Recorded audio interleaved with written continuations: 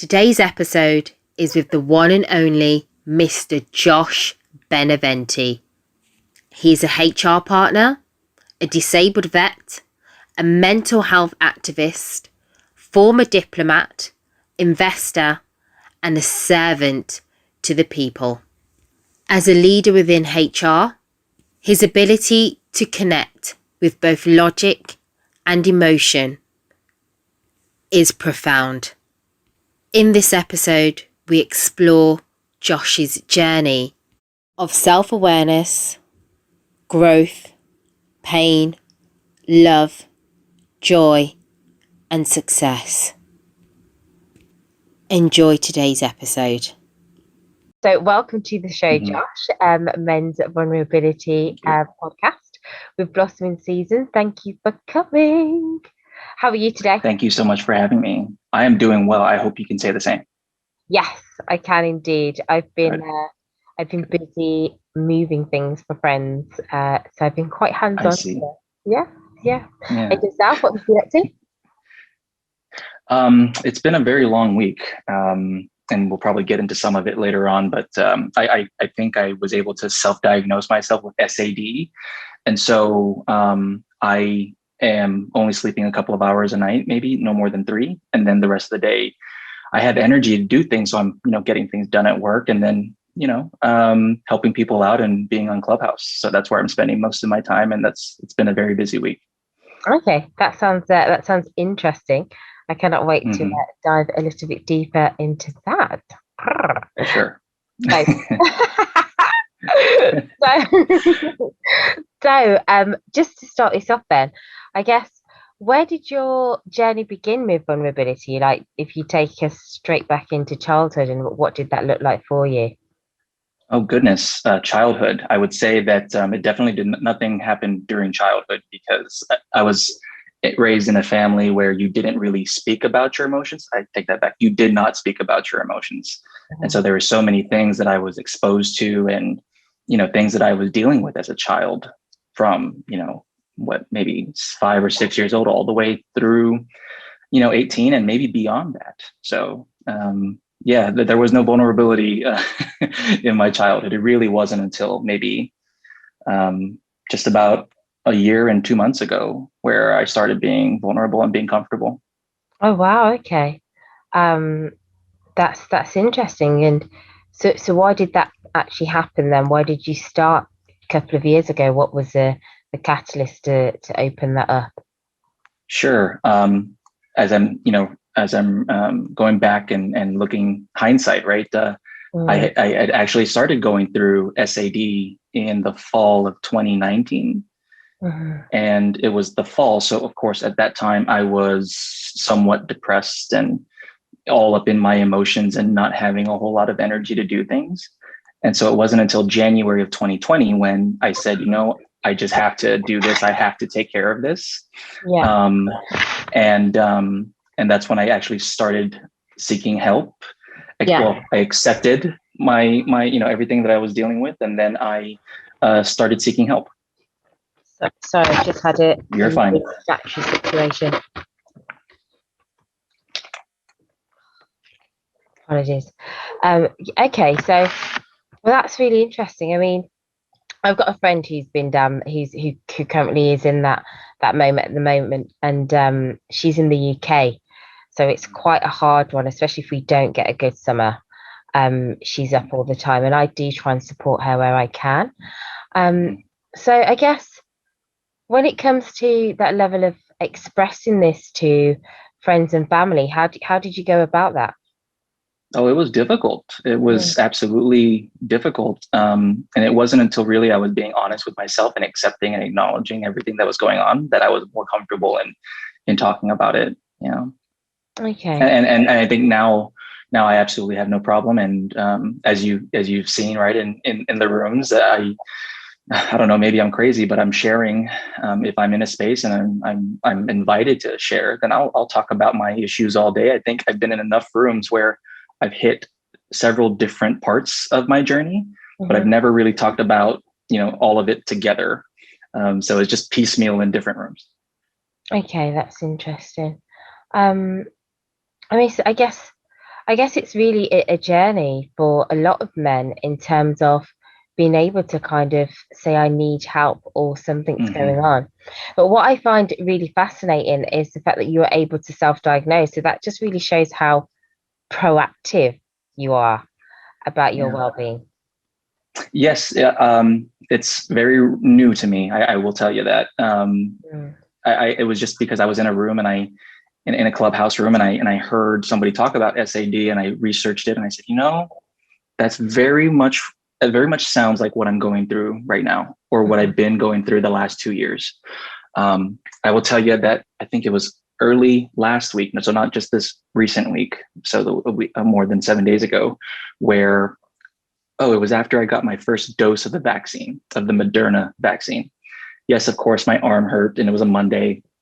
But later that night, I started feeling lethargic and low energy and fatigue. And it Okay. lasted through the following day, the following Tuesday.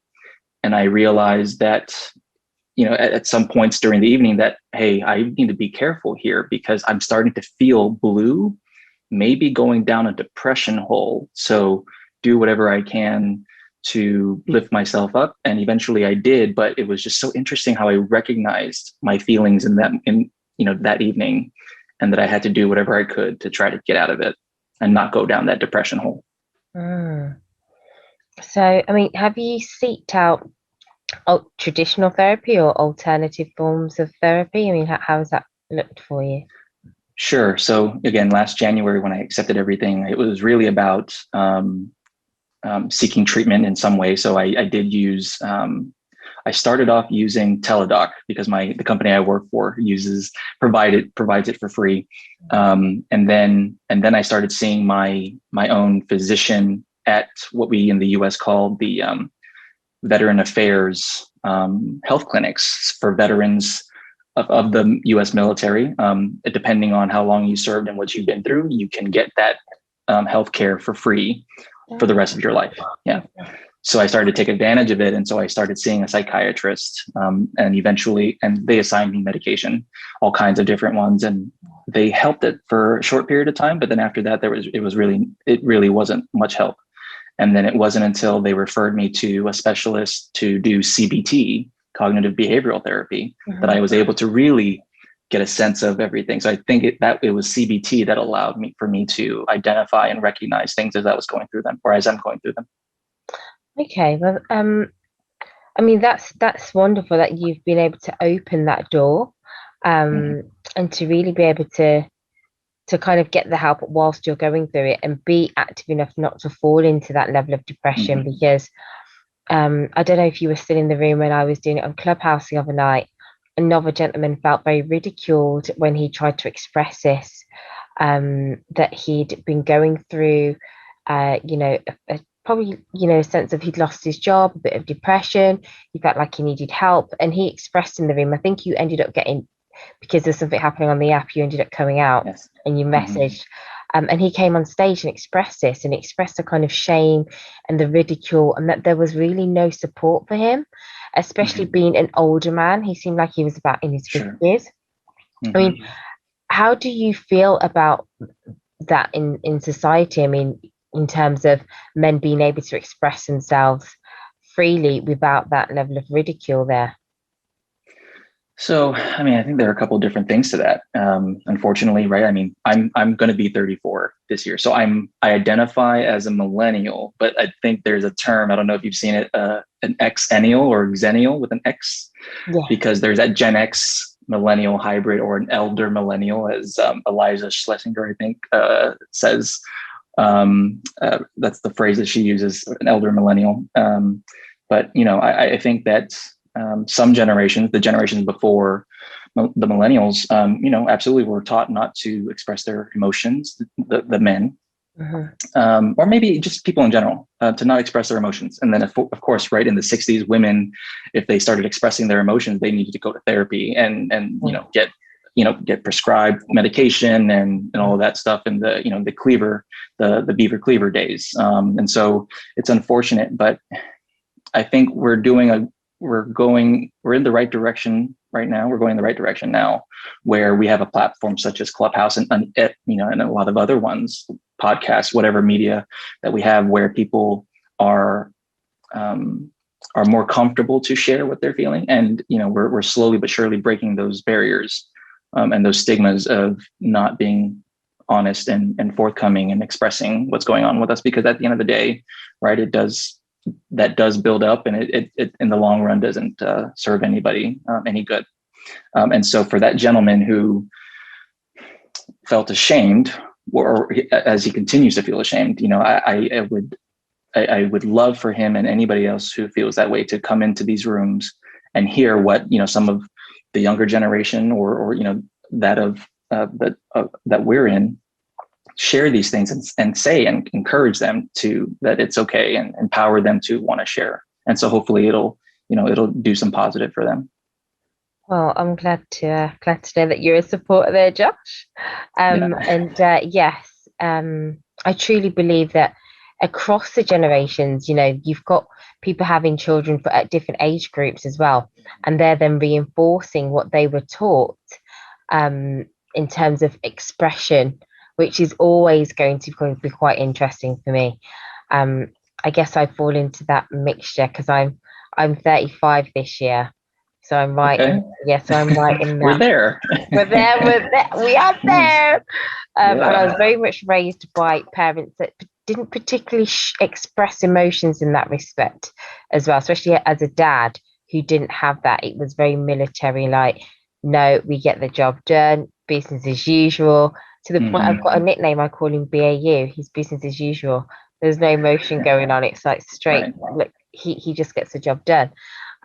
Which I feel that there has to be a kind of movement in that for all men, because especially when I look at the suicide rates over in the UK, 3 out of 4 suicides are men, and that's a big thing for me anyway, because how are women helping men, and how are men helping each other, helping themselves, and this is so important. I feel like it's like a silent pandemic that's going on. Sure. Sure. If I may, I'd love to comment or go back to one or two things that you were just mentioning. I was just writing some things down to make sure that I that I chimed in. It was interesting. Earlier this week, I think it was Wednesday, I was invited to speak and co-moderate a room about intergenerational trauma and how we can break through. And so the things you were just saying about, parents and the way they're raised, they're not expressing their emotions. So of course the kids end up doing the exact same thing. So then, the room was about, well, but how do we break through that? And of course, this dialogue here and many of the others that we are having on the app is, just a step to absolutely break through that intergenerational trauma, and to, again, allow ourselves to be better by, again, expressing whatever it is that we need to express that will hopefully be good for us. And then the suicide rate in the UK, you said it's high. I'm sure it is as well here, but it was so interesting that actually last year when I was going through this, I had, again, this motivation before the pandemic. I was actually trying to find a platform that I could talk about veterans and veteran suicide, but how to also help military veterans, whether it be, career, transitioning from the military to, the corporate world and career advising and things like that. But absolutely the suicide among veterans and veteran men, because of course men make up the majority of the population in the military and afterwards.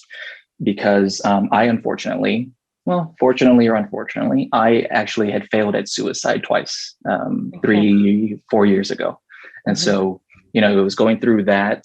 And then finally last year, acknowledging all the disabilities that I have, that allowed that, encouraged me to talk about all of this and to try to help people. And I'm just so grateful for Clubhouse this year that I'm able to, again, have these conversations. And now I have people listening to what I have to say, and I'm helping them in one way or another. Well, first and foremost, thank you for sharing. And there is so much power in vulnerability, and being able to express that.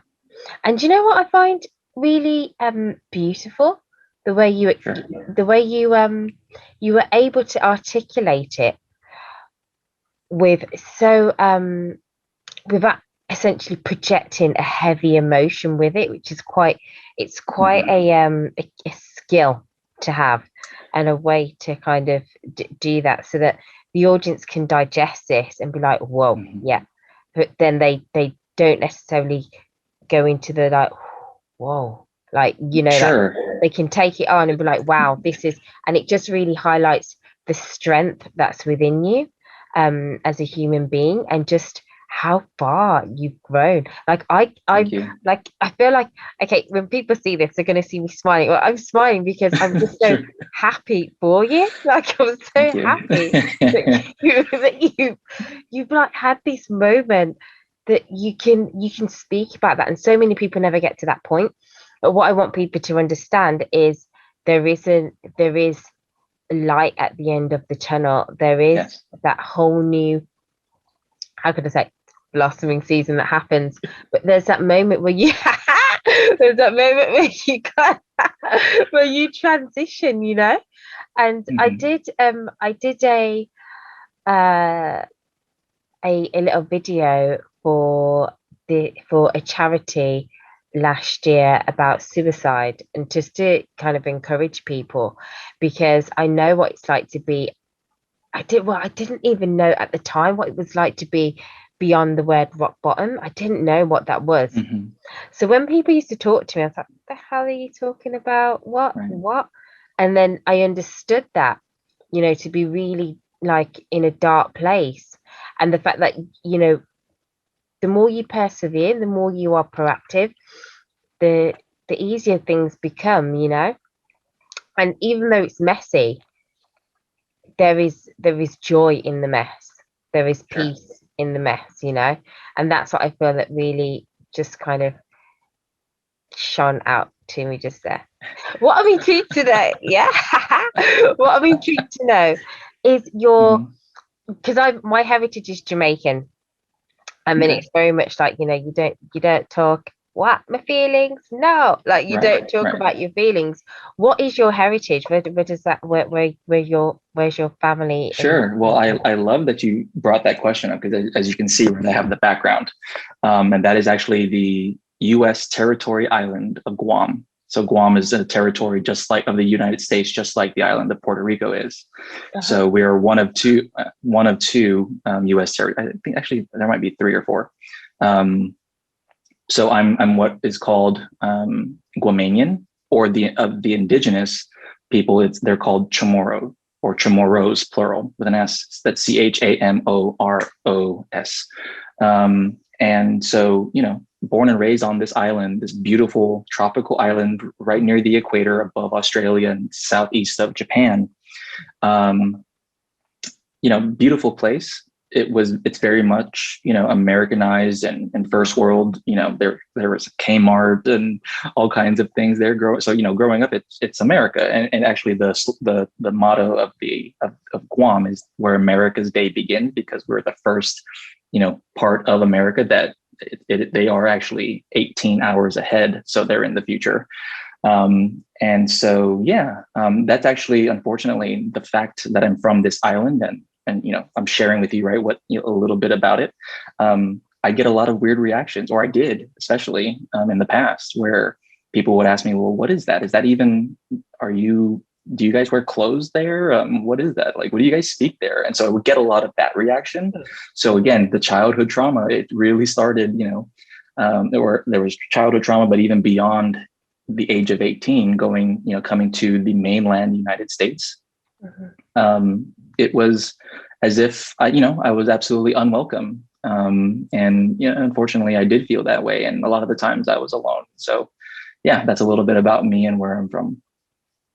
Well, thank you for sharing that. Sure. And I'd just like to explore a little bit more there, because you mentioned about people ask, what language do you speak? I'm guessing English is obviously going to be one of the first languages there. Right. Do you have a mother tongue there, like a native tongue? Yes. Oh, you do. Oh, Yes. how Yeah. So the name of the indigenous people, Chamorro, is really the language as well. Uh-huh. And it's really, it's a combination or a mixture of the true native tongue, but also of Spanish, like, Spain, right? So because the island of Guam, unfortunately, like a lot of other places, was conquered by Spain in the, I don't know, 1500 or something like that, or maybe a little bit earlier, a century earlier.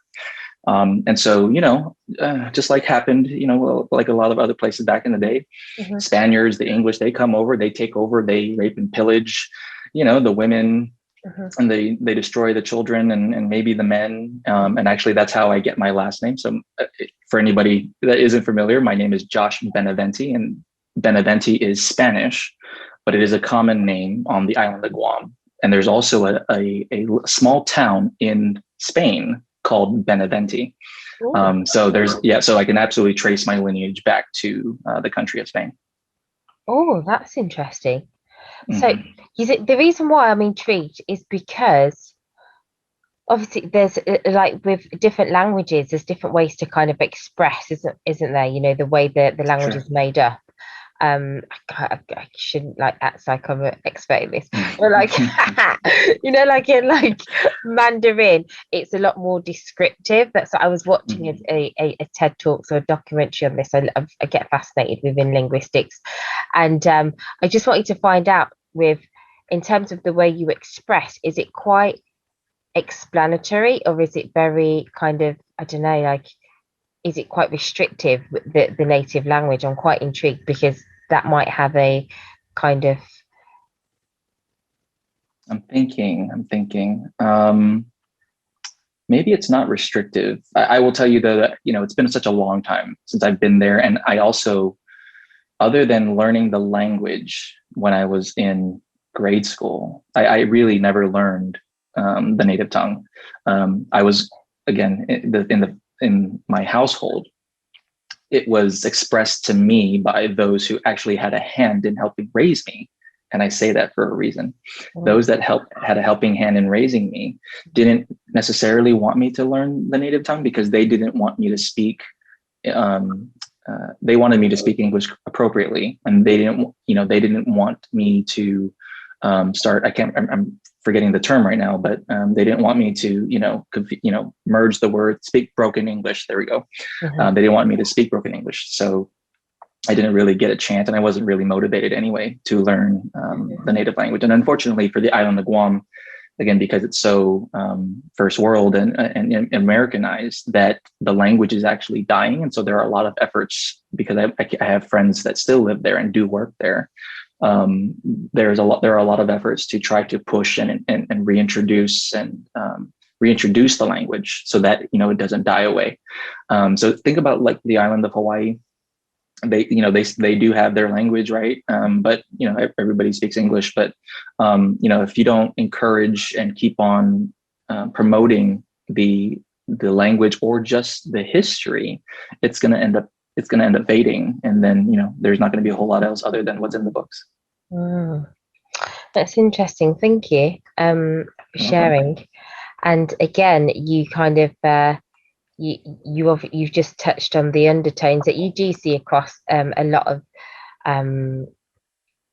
of countries that have been taken over, that level of needing to assimilate. And I see that across Jamaican culture, to assimilate, to not have patois as the first language, to have it as English, so that there is a level of self-acceptance. And obviously beneath that are lots of inhibitions, builds in all these insecurities as you're growing up, and then there's a lot of questioning that happens in the mind, and then you will restrict yourself from essentially expressing yourself, because it's I guess it's almost ingrained from when you're a child to not express yourself freely the way you want to, because you've been told no, no, no, and there's going to be a backlash. There's no recognition loop of positivity there. And I guess that's what I'm noticing the more I do the podcasts with men, that there isn't a recognition loop to say, this is amazing, thank you for expressing, I appreciate that. This is how I can try and help you or support you as a Right. man. You know, or thank you for sharing your story. There's just that because there's a lack of recognition, I guess, and we all thrive off it to some degree, then it's going to be suppressed. Um, I mean that's again intergenerational trauma, right? mhm, But then you were just mentioning about not just recognition but encouragement. There's yeah, a lot of discouragement, right? And yeah, so when you encourage, yes, people will be more comfortable in doing so. And I mhm, think that's how I've been able to again be here with you today, is because people have encouraged me in the short time that I've talked about my journey or my stories mhm, on the app, that again it encourages me to continue talking and be vulnerable and be okay with being vulnerable. I mean, I think this is, you mentioned it earlier that you were somewhat surprised at how well I was articulating the things that I had gone through without maybe being triggered or something like that. It's really just been like a practice. And again, it's because of the encouragement that I'm more confident and comfortable in mhm. talking about what I've been through. Okay, well, that's good. I like that. Um, there was a there was something that you mentioned before, and I wasn't sure Mhm. if I should kind of open this up. So, it's Do it. feel free. Okay then. I'll do it. You mentioned disabilities and managing those. What I just wanted to find out what are those disabilities and how do you manage them? Sure. And so again, because I was in the military and I had gone through, physical things and mental things that we get evaluated at some point as we're about to leave, and then a determination is made about whether or not you are physically or mentally, whether being in the military has damaged you in some way, physically or mentally. And so the US government and everybody recognizes that the term is totally and permanently disabled. Now, there's that term and they don't use that lightly, but it's dependent upon a number of factors. And it's really about, okay, depending on how hurt you are mentally or physically, what percentage would somebody rate you at, how damaged you are. And so combined with physical and mental disabilities, I am over the maximum is 100%. I am over that 100% maximum. Mhm, So I have mental disabilities. I have depression, anxiety, and PTSD. mhm, And then physically, although again, you could not tell this, I actually have four issues that make me physically disabled. But again, you couldn't tell. mhm. Somebody asked me about this yesterday, and I said, actually, I have to go look through my files because I truly don't remember what those physical disabilities are. Oh, wow. Yeah, all I know is that my body does hurt from time to time, and so I have to do whatever I can to take care of myself. So that's what I do from a physical disability standpoint. Is Sorry. no, no. Here, Gosh, I don't know that. I was pausing. Sorry, thank you. I was pausing as a just in case. Yeah, yeah. So my physical disabilities, I work out almost every day. I have a good diet and things like that. So that's how I physically take care of myself. If I could sleep more than 3 hours, I absolutely would. Okay. My mental disabilities, again, it's been a journey. I've been prescribed medication. I don't take them anymore. I actually don't have any more prescriptions because I don't feel that they are useful. Mhm, Um, and again, it's really being aware of how I'm feeling, and again through the CBT that I went through, that I can acknowledge in the moment what I'm feeling, or anticipate and be proactive. And really, it's about talking like we are here or on Clubhouse. I'm being able to talk about it is therapeutic. It's just like, when you go to Alcoholics Anonymous or anything like that, and you start sharing in the group of people. I mean, you just feel that comfortability knowing that you're in a group of like-minded or individuals or people who have experienced or gone through the same or worse than you. And so to be able to share that with no judgment has been absolutely wonderful for me. And so I've been able to do that on Clubhouse. Maybe people are judging me as I'm sharing because, of course, their mics are muted, right? And I can't see them, but I can't tell that. So I'm perfectly fine in that space and comfortable in that space. thank you. I guess that's the power of Clubhouse, isn't it? It's only our voices that are there. Mhm. So this is quite refreshing. So when I'm doing the podcast, I'm enjoying having the face-to-face interaction because I'm used Sure. to hearing your voice. Mhm. So it's like, oh, I can see you. Yeah, yeah, absolutely. And actually, I mean, there were a couple of people this week who actually, reached out and said, "Hey, can we have a Zoom call or a FaceTime call or WhatsApp call?" Because they did want to see my face. I'm an extroverted introvert. If I don't need to, be out there, then I won't. But it was kind of surprising and humbling, really, that people wanted to see my face and have a conversation with me. Some of those conversations lasted 90 minutes or an hour. And so, I mean, I think we had some pretty good conversations. See, that's nice. That just goes to show the power of connection, you know, Yes. especially when we're speaking from our hearts. Hmm. It just shows how much we pick up through listening. And I guess Correct. Clubhouse has really enhanced my listening skills even more so. Yes. Yeah, because I mean, otherwise, would you take a call, regardless of what platform or what channel? Would you take a call from a complete stranger? No, absolutely not. I don't even want to answer the phone calls that come through, and I know who they are. you know, right? I'm I mean, glad I'm not let's be calling your honest here. phone. Let's be honest. Someone's calling, and I'm like, no, I don't feel like answering the phone today. Yeah. And so to be able to make that time to have a Zoom call or again through whatever channel, again does speak to the wonders that Clubhouse has done and connecting people. And yes, active listening is important. So I didn't get a chance to share this, but I'm a human resources or human capital partner in a global biotech company, and so by profession and obligation, I ought to be actively listening, and I do. But on my off time, and now especially in Clubhouse, I am doing more active listening. And the key there, right, is to do, and I'm sure you know this, but for others that maybe don't, it's about being able to repeat back to the speaker what you've heard, to show that active listening. And then you start, hey, you build that connection again because they feel or they know that you were listening because they were able to regurgitate what you had just said. And that's all a part of the business of empathy.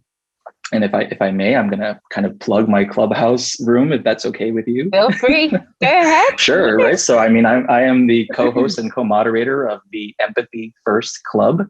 And we have shows on Mondays and Fridays regularly every week. But then every other Wednesday, we'll have a special event where we're having maybe a guest speaker, or a particular topic. And so the purpose of the club is to truly do what the title says, put empathy first and trying to make some sort of positive change and impact, not just on Clubhouse, but on social media and hopefully the world later on. So, we hope that anybody that comes into our rooms, and please, Dan, I know you're invited, anybody that comes into our room, we hope that at least one person can take away something good from our conversations and truly try to put empathy first. None of us are experts, but I mean, we're trying to go through this together, just like we all try to go through things together as we evolve over the years. And I appreciate that because it does take a lot of empathy, doesn't it? I feel that Yes. there's empathy and compassion. And a big thing for me is intimacy, you know? Yeah. Um, and that's, really exploring intimacy with, in combination with empathy as well. Because I feel that it can be very much an intimate moment for that person to share, and very much for yourself to kind of be able to recognize and find parts of who you are to empathize with someone's situation. I guess some people can mix it and it becomes very much blurred lines between sympathy and empathy. Sure. And I truly Absolutely. find, yeah, it's and I truly find it fascinating that when I'm looking at different psychological makeups of people who literally cannot empathize with another human being. And I guess to be able to teach and explore and to be able to listen to other people's stories and their tips and their ideas and their own journeys, really starts to build those foundations for those as well who do struggle with that. Sure. And I just, yeah. So thank you for that, Rue. I'm definitely You're going to very come in welcome. and say I'm hi. pretty sure I invited you, so please make sure you come. I think the times are going to be off because you're I believe 8 hours ahead of Pacific time. Yeah. So I mean, you know, if you happen to be awake, like some of us on Clubhouse are, Mm. feel free to pop in. What time? You didn't mention the times. Oh, sure. So it's 7 p.m. Eastern time, 4 p.m. Pacific. So then I think you're 5 hours ahead of Eastern. So Yeah. yeah, Okay. Yeah, I definitely can make. I definitely can make sure. um one or two. Definitely. Sure. Yeah. So Especially on this Mondays, Friday. it's like a discussion, open discussion. Hey, we'll pick a special topic, and then we'll invite people on stage, and we'll talk about that topic. On Fridays, we just had one yesterday, of course, right? So Fridays, it's like a let's decompress room. Oh. What obstacle did we overcome this past week, and maybe what are we looking forward to this weekend, or Mm. whatever the person's weekend is. But yesterday's special topic was treat yourself, from the Parks and Rec TV show, where, hey, how are you trying to treat yourself this Mhm. weekend? Mm. And a lot of people were sharing, and my goodness, I kept on talking because I kept having to come on after somebody shared and say, my goodness, that is a great way to do self-care. So let me try to take that. And so some of us were saying, we're probably going to take away from every single person's share and do that this Mhm. weekend, make like a hodgepodge of Mhm. self-care techniques to try to make ourselves feel better. For some reason, it's been people had a difficult week, and so it was great to share all these ideas. Mm. So how are you treating yourself this weekend? I'm here talking with you, of course. All right, Okay. I'll call that out first. And a couple of different ways. I mentioned someone was gonna order sushi. I said, you know what, I'm gonna order a big platter of sushi, Mm. and just have a whole bunch of fish and rice and other things, right? Mhm. I actually do practice. Um,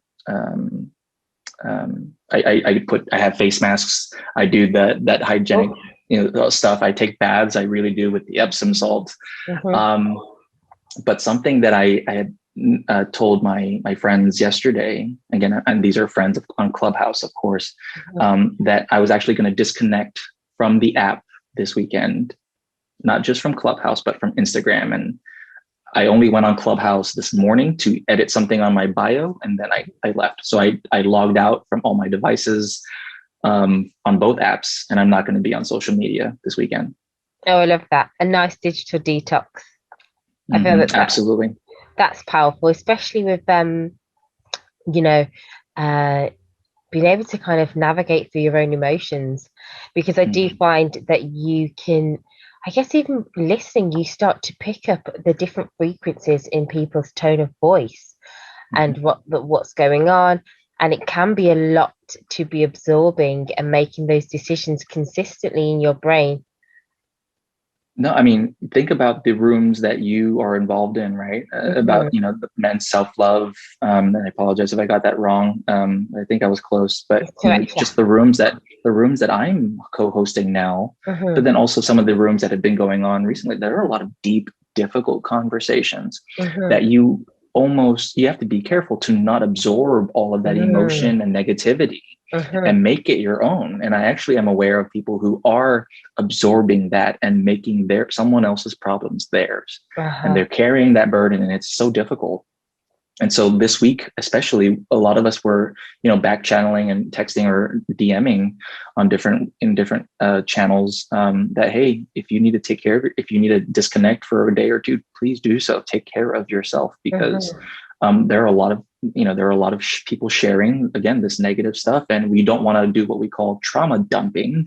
Mm. You don't want to be in a room where that's happening, and then again Yeah. you're absorbing all this because maybe you're an empath, Hmm. and so now you're soaking up all of that. Yeah. Hmm. Yeah, I'm glad that you mentioned that because yeah, so I don't know what they call me. It's not a Hmm. clairvoyant, it's like a clair it's something else, it's what they call me. But I have premonitions anyway. And Okay. yeah, so I have the premonitions and I feel and I hear and I'm just like, but I have Yeah. very, very solid, strict boundaries. So I Perfect. just don't get into somebody else's emotional discord. and I'm very much aware of if I'm trying to take on someone else, I think, is this an avoidance? What do I need to clear up in my own life? Why I'm trying to distract myself with somebody else's problems. Right. So again, I'm very much focused and really about decluttering and moving from that. So I applaud you with definitely taking a digital detox because Absolutely. And, for some people, right, on especially just on the app, it's difficult. I mean, people are getting addicted, and they've admitted, they've used that word addicted because they cannot turn it off.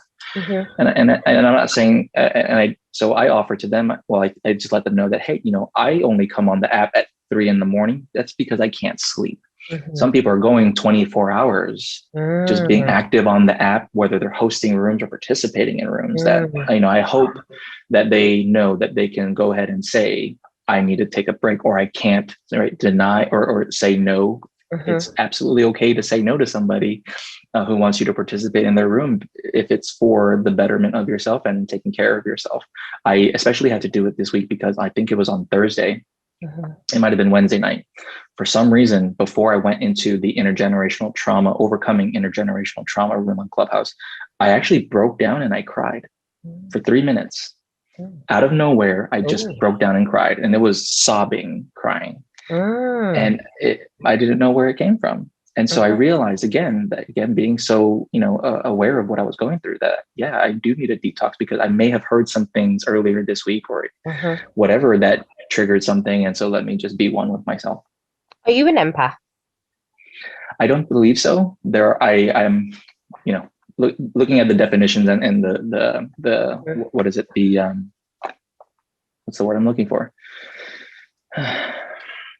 The traits of an empath. I'm probably 50-50. So I don't know if there's a term for that. I haven't done a whole lot of research on it, but there are things that I do, and there are definitely things I don't do as an empath. So I wouldn't necessarily say I'm an empath. I'm a hybrid, unless there is a term. I don't know if there's a term. It's quite intriguing actually, because I remember the first time I stumbled across, are you an empath? Are you a this? Are you a that? The actual titles for them, because in my Jamaican culture, it was very much more like a spiritual kind of thing that you naturally have, so it was never given a title of what it is. So I've seen it when I was a child with like my grandparents, my own parents, my aunts, wider family. Do you know what I mean? So when people are able to kind of put titles on them, it's quite intriguing. So I quite like the fact that you have created the hybrid, because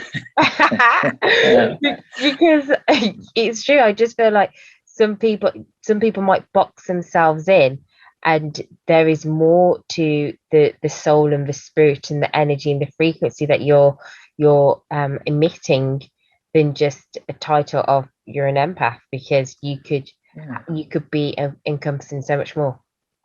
Well, I think there are a couple of things to that, or maybe there's a reason for why I would consider myself a hybrid. And again, that's not mine. That's probably somebody's. But I'm an extroverted introvert.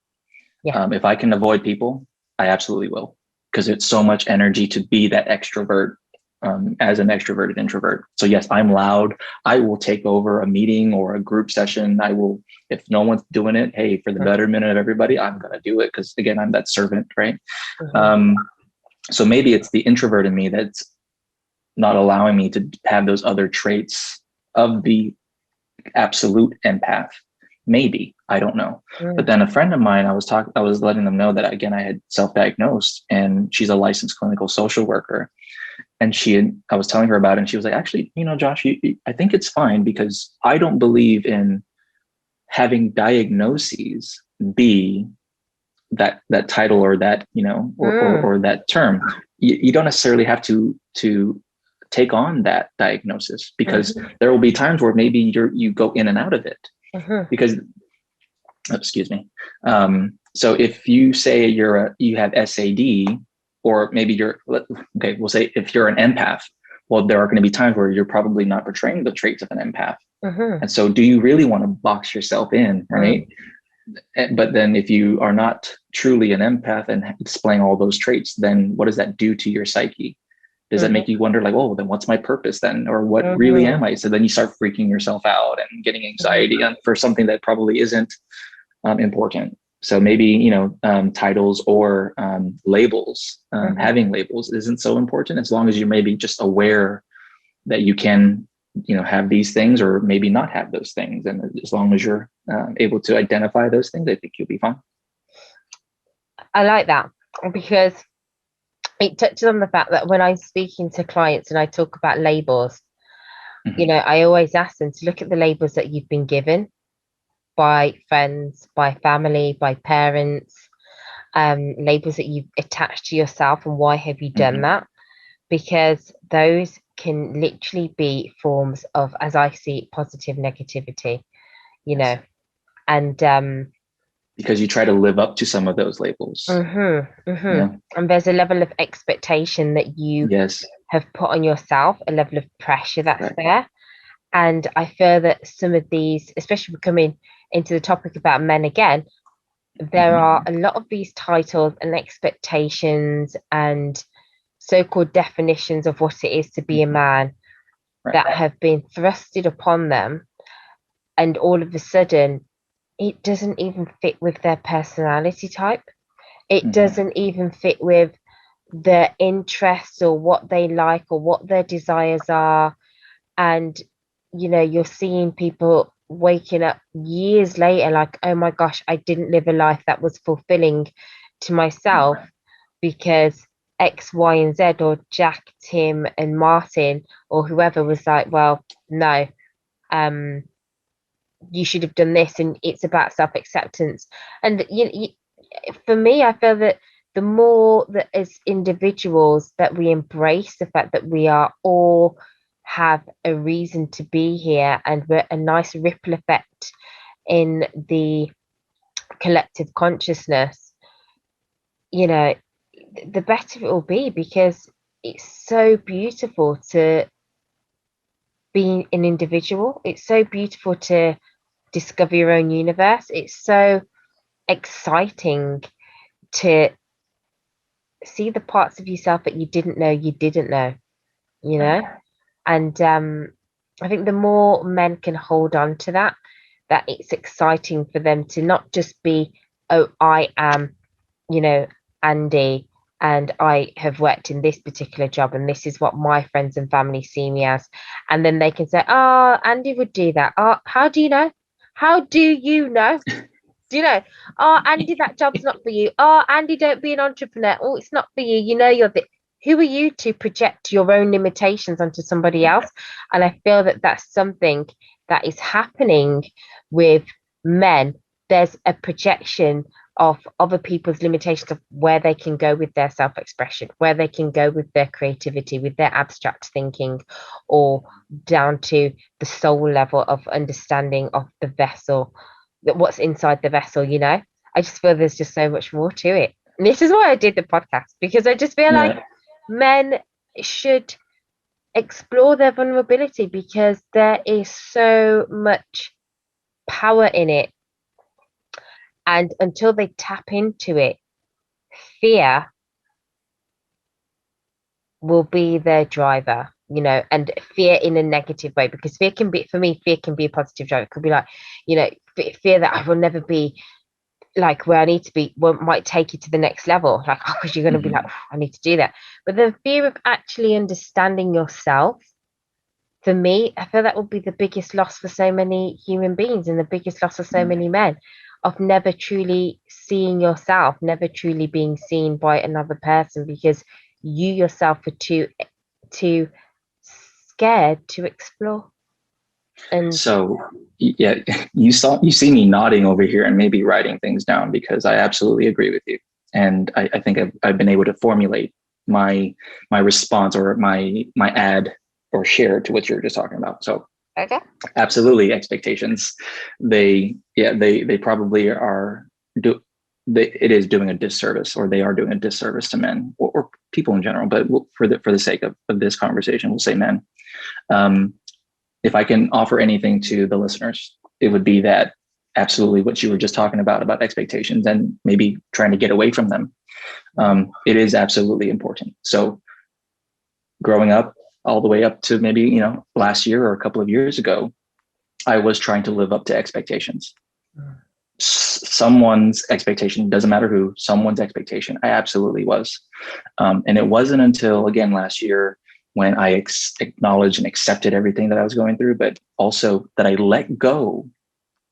I truly let myself go from those expectations. And I said, you know what, let me try this. Let me be vulnerable. Let me, want to share and speak about my problems. Let me do things that are not, expectations, but let me go and explore and have the freedom to do this. And since then, since last year, I have just been on this ridiculous, crazy path and journey that has allowed me and afforded me the opportunity to be here with you today. If I did not let myself go from those expectations, I would not be here, and I would not be able to, be speaking to the listeners and whoever else that may be in a room or in anywhere that I'm at. I wouldn't be able to be trying to help people, because at the end of the day, my purpose and my why is to serve others so that they may be successful. Love that. I just love the way you speak and articulate everything. Thank you. Thank you. So, as because you're working in HR, you said you're a HR partner, correct? Yes. How has your vulnerability, because you mentioned it before about, being able to be an active listener, but how has your vulnerability kind of allowed you to, I guess, understand the employees and the infrastructure and the well-being processes for other people? I'm intrigued by that. Like, how has it changed things within the organization from your perspective, based on your experiences? Sure. So, from the earlier in my career in the military, and I did HR there as well. And I had ascended through the ranks really quickly. Last year, after I acknowledged and accepted everything and was ready to be vulnerable, I actually was to my manager and their manager and high level, director level, vice president level and above. And I was actually, well, hang on. I don't think I mentioned where I work, so it's fine. But I actually was being vulnerable to them and starting to speak and be truthful. And they actually came back to me and said, Josh, we actually can't have you. We cannot have you being that vulnerable. And I'm paraphrasing here. You put this out of office reply out that you're taking a mental health day. Yeah, that's probably not a good look, because it may destroy your credibility as that trusted HR partner. And I was so taken aback by that. I was so upset that I was willing to leave the company at that very moment, because several people had reached out to me saying, hey, we can't be asking you to do that, or we can't have you doing that, because again, people will lose trust in you because you're saying you have to take a mental health day. And there again is the stigma, right? And so I reeled it back in for a while, but then the pandemic hit. So this was late February, early March when this all happened.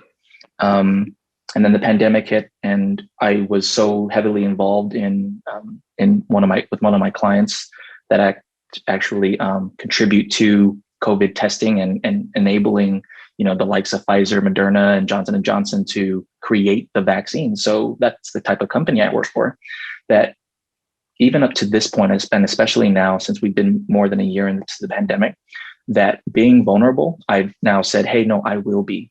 I've done it again this year, where I've said, no, I will be, and I will not have anybody tell me otherwise. If you don't like it, you have a couple of options, but I'm not going to change who I am and what I'm comfortable with doing. Because I believe it's important now that they see that I'm being vulnerable, and I'm asking my clients who, they are senior directors, vice presidents as well. And I'm saying to them, please take a moment, pause with your employees and talk to them, really talk to them and say, hey, how are you doing? Maybe pay them a compliment, because there's an article I read in HBR about how, if you pay somebody a compliment, not only is the complimentee going to feel better, but the complimenter is going to feel better. So everybody wins in that scenario. So why not do that? Or just expressing gratitude, because, we've been working throughout the pandemic, and people are burned out. People are tired. So be vulnerable. Say, hey, employee Billy, I'm tired too.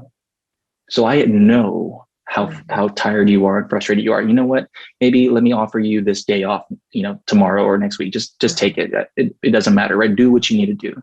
Mhm. Um, because if we're not being able to be empathetic to the employees, they're gonna think that we're, just providing lip service and we don't care about anything but the bottom dollar. Mhm. So it's even more important to me and necessary for me to be vulnerable Mhm. with my clients and their employees, because they need to know that they're not the only ones struggling in some way, shape, or form during this chaotic time. Mhm. We all are, and so let's get together, because in the Marine Corps, which is the branch of service that I was in, there was a saying that, if you can get through, crap together, if you go through like the worst experiences in life together, you build a bond and you're able to get through the crap together, and it makes you stronger at the end of the day and going forward. So we've been through this pandemic. Let's all gather together, figuratively, not physically, of course, or literally, to ensure that we're not spreading anything. And let's, share our our struggles, and let's be vulnerable. Not have a full blown kumbaya session, Mhm. but let's just acknowledge and express, hey, we all have gone through things, some more difficult than others, but Mhm. we hear you. We're here for you. What can we do to help you, in the short and long term? You see, I find that really, um, I feel like I find that really powerful, especially because I'm intrigued because when I'm looking at when I have to work with HR, they tend to be women, um, and yeah, I know they tend to be women more so than men, and No, they again, are, and I'm always the one male in a group of mm, women in HR. So I just wanted to say that. mm, see, this is interesting. So I feel that this is even uh, more groundbreaking as a man doing this in HR. No, not like I'm discrediting the women, but even more groundbreaking as a man in HR saying, I'm taking a mental health day. Because the truth is, for most governments across the world, they are having to throw millions upon millions into mental health. So the fact that you are teaching others to be aware and be proactive about understanding their employees is so important. Acknowledgement is sometimes the one thing that people need, just to say, I understand. I wanted to interject too, because when I did put that out of office reply on, it was Mhm. Mental Health Awareness Month, I believe it was, or week or something like that. Mhm. And I did this intentionally because I wanted people to understand that it's okay to Mhm. take that day, whatever day it is, to Mhm. take that day off. Because again, companies spend millions in trying to help, in trying to help later on when, the time has come and gone and things have progressed or digressed so Mhm. terribly, that I was trying to build awareness. And so Mhm. the fact that I had my superiors telling me, hey, maybe let's not do that. Can you change that, please? We don't like that. It's going to destroy your credibility. I thought was a slap in the face. And I really was upset about it because, again, in that moment, it was very intentional. And I wanted to raise awareness that it's okay to do this. And then, of course, right, the pandemic hit. And here we are a year later. And I'm taking a more active approach than I already was in trying to build awareness for mental health. Kudos to you because I feel this it's an amazing turning point. This pandemic has created awareness on a whole different level, and I've read in studies before, in journals before, talking about the amount of mental health for those who are in senior positions anyway. CEOs are cracking up; their therapy bills are through the roof. Um, and what I'm intrigued to know is, as a HR partner, do you also encourage things like alternative therapy? Because they've looked at, there have been studies coming out that traditional therapy can reinforce things such as trauma. So, and then you've got so many different ways to kind of work through, different forms of difficulties, traumas, mental health. Is this something you also encourage your business partners to be aware, or do you get them to test things out themselves? This is quite interesting. So you actually just made me think of something, that last statement there. So I'll try to get back to it. Okay. I promote whatever program, for wellness or any other program, just generically. Mm-hmm. If I'm made aware of a particular situation where I have to de-escalate or get really involved in, maybe a client or an employee is going through some sort of trauma, and I've had my share of employees dealing with trauma in just the past year, then yes, I'll get more specific. So whether it be cancer, sexual assault, had that, go and then just COVID, anything COVID related, like I'm truly talking with these people in one-on-one sessions, and I will offer them the curated version of the wellness program. At a higher level for the senior clients, generically, again, providing awareness of the programs available or the amenities available or benefits. But then there will be some things that I dive into because maybe it's relevant in that period of time. We have what it's called an employee assistance program. They offer a whole host of resources from the entire spectrum. But maybe, in the pandemic, hey, no, it's more about employees get 3 or 4 free counseling sessions if they go through or if they're going through a traumatic event. Each traumatic event is 3 or 4 sessions. I've not seen anybody get turned away from after the 3 or 4, the 3rd or 4th session, but I don't know. But you mentioned, being able to go through the program and maybe try to advocate for it that way. In general, I am the type of person, and this is just the way that I am, so it has nothing to do with my profession, that I like to understand something. I would like to experience it and go through it so that I can tell my clients, this is what you can expect. It's all about that teaching and mentoring and being that servant leader. Because if I say, hey, go take advantage of this thing and go to this website and do this, of course, they're going to ask, well, it's not so clear. So where do I need to go? So I actually do intentionally try to go in there and understand and say, okay, if I gave these directions, can I even do it? And if I find that I can't, I try to build something and offer that to the person so that they can navigate through it easily. So that's just the type of person that I am. So there have been times where, yes, I've taken advantage of programs, just like I mentioned, the teledoc, right? The virtual medical service. I've gone through that, so I can absolutely advocate for it and speak to whoever needs who would like to speak with me to go through that process and seek the help or treatment that they look forward to or that they need. Okay, I feel that's good though, because it means that you're very much hands-on, and it also shows that this is coming from a place of trust, and I feel that's very important, because when people are dealing with forms of trauma that might come up or issues that they might even be hiding, they don't necessarily want to explore straight away. There has to be a level of, well, how do you know? Are you okay with this? Can I trust you with my own vulnerability and the fragility of my heart and my soul? So yeah, I get that. Absolutely. Get that. Oh gosh, Josh, this has been great. I've been loving all this. I know. We're well over time. So, I mean, I don't know if you need to go somewhere. We can keep talking if you'd like. No.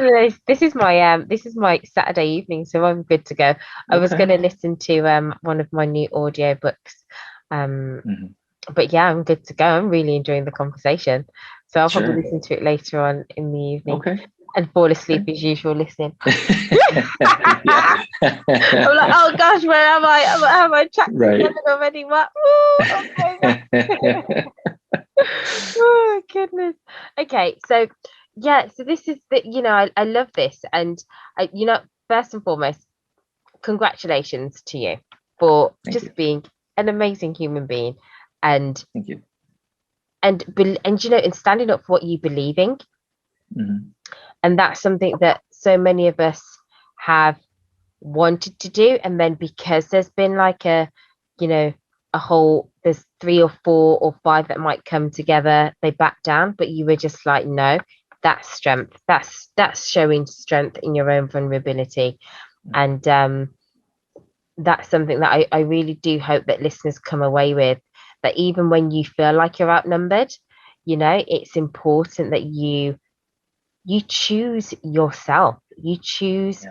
your happiness, you choose your emotional, mental, physical, spiritual well-being above all. Talking about Yeah. spiritual well-being. Thank you. And if I may just comment on a couple of those things, or Yeah. make a comment on a couple of those things. I believe I've absolutely been outnumbered quite a lot in my career, but also growing up. Um, Hmm. I actually have, I do pick and choose my battles. And so being able to, stand up for what I believe in, it wasn't just a one-off thing or like, hey, I feel like I'm going to do this today. I've been more strategic.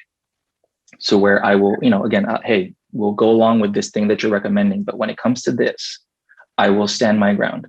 And you have a couple of options that you can do if you don't like the way I'm going about it.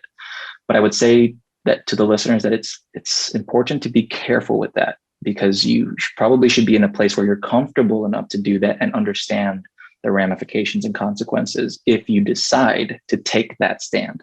So make sure that it's something that you believe in. It is probably the right thing to do. And if you say yes to all those things, that they are worth it, then yeah, stand your ground and again, deal with the ask for forgiveness, not for permission in that circumstance. Yeah. Wise words. Wise words. Thank you. I wanted to go into, you said you were outnumbered even when you were when you were younger, when you were a child, when you in Mhm. your family. How in what respect, how were you outnumbered? And Oh, okay. So I'm the oldest of four, and I have a lot of cousins as well, and so I was the oldest of all the children, and so I raised them and whatnot. But I've been outnumbered because I was the oldest. I didn't have a great bond like the younger kids did with one another, so I was always that person alone. But I was outnumbered in school. I was bullied throughout my time in school. Um, from maybe the third grade, grade three. So I'm 8 years old at that time, up to even the age of 16. Um, so I've been outnumbered and I didn't have friends, or if I had friends, they abandoned me in probably my most time of need. And so I've been outnumbered and I've been alone at different times. So that's why I developed trust issues, not just from, the intergenerational trauma, but from the way people have behaved or have acted with or toward me. Um, when I left at 18 to join the military and come to the mainland United States, again, being from the island of Guam, what is that? Is that even America? Is that, what do you speak? You don't sound like you're from some place. Your English is really good. There's no accent or anything. And so people then would, cliques, of course, are a thing, just like in college and in school. It exists everywhere, even in the workplace, right? So I've always found myself to be in a position where, yes, I was outnumbered because they were the status quo and I challenged it. And I was alone until I found somebody who when we first met, we did not like each other. We hung out a few times with other friends or in groups, but we had kept track of each other's career as we were going through the Marine Corps and the military. But we eventually became great friends and really, extended family now. My friend, his name is Juan, and we both found ourselves to do the exact same thing and challenge the status quo and be the ones to stand up and say, hey, this is wrong, or I don't agree with this, while everybody else was kind of playing the political game, and kissing butt, or groveling and kneeling at the throne. We were not those people, and it didn't help that because we had both accelerated in our career, that we were the youngest in that group. So not only were we standing up and going against the grain, but we were also the youngest. And so people would think that people would, call us punks and whatever, like, oh, there are these young guys just trying to take everything over. And then, being the only male in HR and on my team, there are very few of us. We are the minority, but, we like it. But yeah, there are times where, hey, a group of women can be pretty brutal to a guy, Oh. even in the profession. It doesn't matter, right? It happens. Clicks happen, and so yes, I generally find myself to be outnumbered and on the opposite side. So I've been listening, and this has been quite a running theme of either loneliness, Mhm. isolation, um, and overcoming. Yeah, That's how it feels when I'm listening. You know, when you're listening, that's what I'm hearing very much. Like, yeah, it just feels like you are very much in the season of thriving. yeah, So yeah, that's it. Yeah, yeah. you like that. I do, I do, and it's true.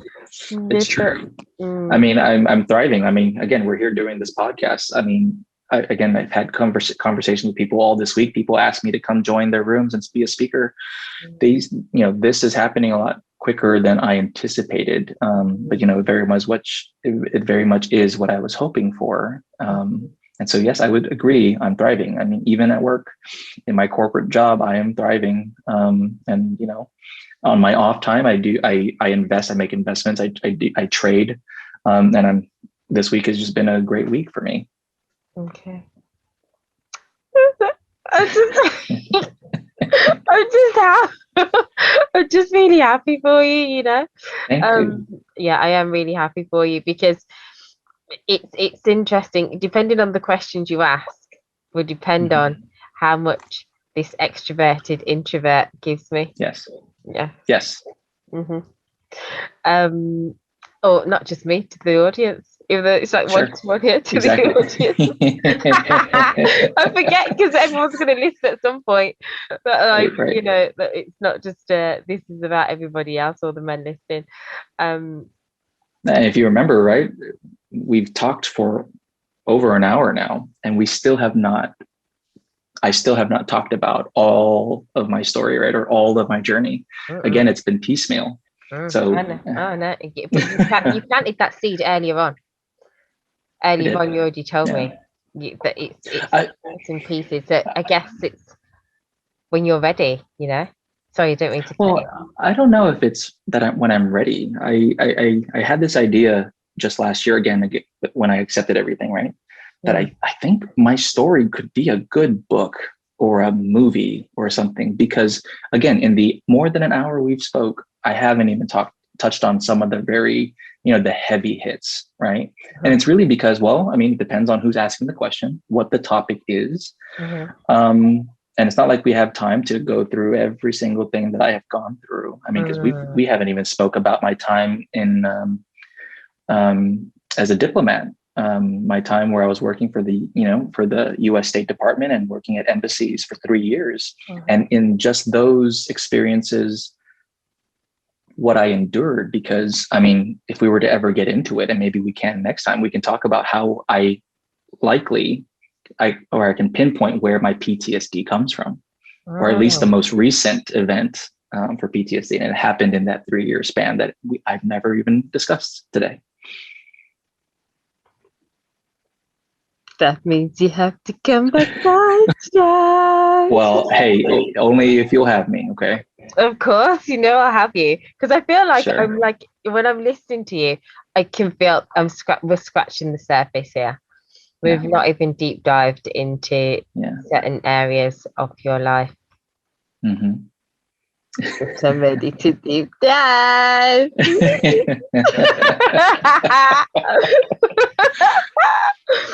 I know. And I guess, as well, I was thinking about asking you certain questions and Sure. I didn't want to go too far in there because I wasn't sure where Mm-hmm. you were at, Yeah. and what you Yeah. wanted to share. And Mm-hmm. I do feel that this is, I love how you just, I love how you like titillated the audience's imagination there. I want the listeners to come back for some more. I'm just trying to help.